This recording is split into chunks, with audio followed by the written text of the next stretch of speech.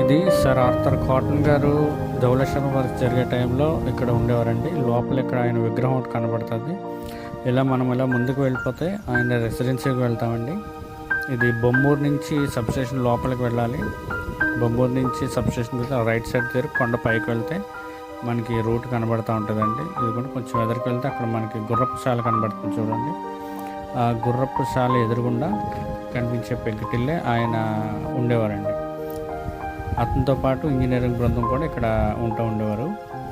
ఇక్కడి నుంచే ఆయన ధవళేశ్వరం వర్క్ బ్యారేజ్ వర్క్స్ అన్నీ కూడా ఆపరేట్ చేస్తూ ఉంటారు. టెలిస్కోప్ ద్వారా ఇక్కడ నుంచి చూస్తూ ఆయన వర్క్స్ అన్నీ ఆపరేట్ చేస్తూ ఉండేవారండి అప్పటి రోజుల్లో.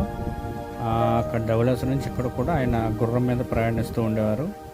కొండ పైకి వచ్చి ఇక్కడి నుంచి ఆయన వర్క్లు అనేవి చేస్తూ ఉండేవారండి. ఇక్కడి నుంచి మనకి ధవళేశ్వరం బ్యారేజ్, అదేవిధంగా కొవ్వూరు బ్రిడ్జ్ కూడా మనకి కొండ మీద నుంచి చాలా క్లియర్గా కనబడుతూ ఉంటుంది.